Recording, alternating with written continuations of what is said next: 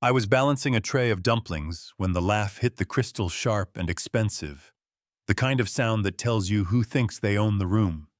And when I set the plate down at Crimson Koi, Seattle's polished little temple to power dinners, the woman at the center looked straight through me and joked in Mandarin about a monkey bringing her food, wondering if I could even hold chopsticks, and the 5 executives around her laughed a beat late like they didn't get the words, but wanted to stay on the winning side. My name is Marcus Reed, and here's the part nobody at that table knew. I speak Mandarin, not phrasebook stuff, but the layered kind you only learn after years in embassy rooms and late-night arguments over hot pot. And before I tied an apron for rent money, I was Dr. Reed, cultural attaché in Shanghai with a Stanford PhD, until a file I'd never seen landed in the wrong inbox, and the words investigation and leak attached themselves to my name. And even when the bureau cleared me, officially, fully, the doors that mattered stayed shut. Crimson Koi hired me, pride stretched and paycheck steady, and most nights I could let the comments slide across the surface of me like rain on a good coat. But that night, Zhou Lin, heir to Lianhua Group suit like a verdict, decided the dining room was her stage. Switching between English for show and Mandarin for precision, asking if I knew where China was on a map, clapping when I said yes, ma'am, and then leaning back like a judge to explain that societies work when people know their place. I kept pouring tea, turned the pot 45 degrees like the training says, and held the heat behind my ribs, and you know what I mean. When I say there's a line, you don't see it until someone jumps on it, filming herself, while she lectures in Mandarin about hierarchy and points at me like I'm Exhibit A, the executives giving those small, cowardly nods that say quarterly targets beat conscience 9 nights out of 10. I excused myself to the server corridor, where the tiles hum with compressor noise, texted my mentor, Dr. Eleanor Kim at the Pacific Policy Center, and wrote investor at my table extreme racist comments in Mandarin. I have recordings, do you want this? And her reply landed fast. Yes, also hearing she's under internal review for conduct abroad. Are you safe? And I said safe enough. Hit send on the files, tucked the phone away, breathed, walked back in. She pushed it one step further. Asked for a show, used a word that means circus. And that's where the room shifted under its own weight. Silverware paused. One executive stood and left like a man who'd finally found his spine, but only for walking. And I set my palm on the linen like a gavel and said in careful formal Mandarin, "This is a dining room, not a ring, Ms. Zhou." Silence is a sound. Yeah, that happened. The laugh died and everyone stared like a painting had reached out of its frame, and she blinked, switched to English. What did you say? So I said it again in her language, and then let the formality drop so the meaning landed where it needed to. Money is not education. Birth is not character, status is not value. She tried to fit the question around her fear. You, speak. And I said I do classroom Mandarin, modern Mandarin. A couple dialects my friends forced on me out of love enough to understand the last 90 minutes perfectly enough to translate them for people who care about codes and conduct. One of the executives leaned in like he'd recognized a headline he once skimmed. She'd, "Are you the Marcus Reed who wrote on infrastructure politics in the Yangtze corridor?" And I nodded, and he did the sad math of complicity in real time. I shifted to English. I'm a waiter tonight.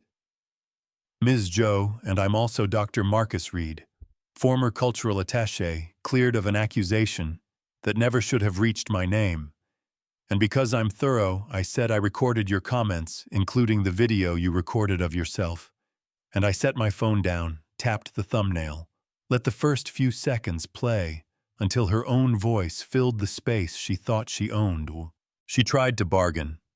Of course she did. Don't do this. It will ruin reputation contracts. Marcus, we can make an arrangement. And I told her the arrangement already existed. It just wasn't written down. It was the one that lets power laugh and expects everyone else to clean up the echo. And also I added a copy already went to Dr. Kim and to the Chinese American Business Association that takes member conduct overseas very seriously, specifically the line in their charter about dignity. The manager finally crossed the carpet. You could see the decision click in behind his eyes. Mr. Reed, I am sorry. We will be changing policy. Immediate zero-tolerance staff, safety first. And if you want off the floor, I will comp the table and escort our guest out. And I said, thank you, I'll finish the service because sometimes the win is not a slammed door. It's eye contact and a steady hand clearing plates. You refused to drop. 3 months later, my phone sounded like a swarm, news alerts, board statements, phrases like internal review and suspension. A headline about video from a Seattle restaurant, sparking a code of conduct probe at Lianhua Group Partners, pressing pause, compliance calendars overflowing. The human part moved faster. Line cook students from Shanghai interpreters who knew exactly which verbs she'd used. Emails that read like breath finally leaving lungs. Thank you for not yelling. Thank you for that sentence about status and value. And somewhere in there, the State Department called in a voice so formal, it came with posture, and asked if I would consider returning in a role shaped by everything I learned during the year nobody wanted my resume. I said yes with a condition. 1 day a week I stay on the floor at Crimson Koi. And the person on the phone said that was irregular. And I said, so is life, and we wrote it down anyway. The restaurant changed in ways you can feel a small card by the host stand that reads, "We don't serve money, we serve people," a policy with teeth instead of a laminated poster with nice fonts, training, that says if a guest crosses the line, the check is the least of our worries. And when corporate clients ask, we send a PDF and an invitation to dinner. A local paper called it the Reed Standard. Too much and exactly enough. And one of those executives found me at a leadership conference, shook my hand too long and said, "You were the bravest person at that table," and I told him the truth. I wasn't brave, I was hungry. And hunger becomes a kind of courage when you use it to move, not to devour. As for Jolyn, I watched her apology like everyone else, words correct, air around them wrong. And maybe she learns, I hope she does. Maybe a young staffer told her the truth and kept their job. Maybe she finally understands that if your power stands on backs you call less than your roof will always leak. The video made me a symbol, and symbols get treated like mirrors. People project onto them. I got called an icon and a problem, and an example and a troublemaker, sometimes in the same day. And here's my own truth. I'm not a moral of the story. I'm a person who translated harm into a form systems couldn't ignore, and more of us have that skill than we think. On Tuesdays, I put the suit back on and walk into rooms where acronyms make the air stale, remind polite men that civility without courage is just etiquette. And on other nights, I bust tables by choice because I like the way a dining room breathes.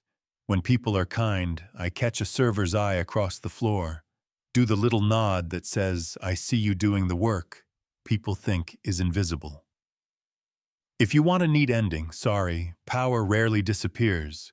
It changes its haircut and learns a new accent. The ending I can live with is a handful of questions I keep in my pocket. How loud do you let the laugh get before your silence costs too much? When does a deal stop being a deal if it buys back your reflection at a price you can't afford? Who are you in a room where nobody thinks you understand the language? You don't need advanced Mandarin to answer any of those. You need a spine and a sentence you've practiced until it fits your mouth, like a key fits a lock. Mine that night was simple. Not here, not me, not like this. If you're still with me, tell me what you think is fair. Tell me where the line is. Push back if you want. Share the story you've seen or lived. Drop it in the comments. And if this hit home, subscribe and send it to the one person in your circle who needs the reminder that respect isn't a luxury item. It's the baseline we protect together.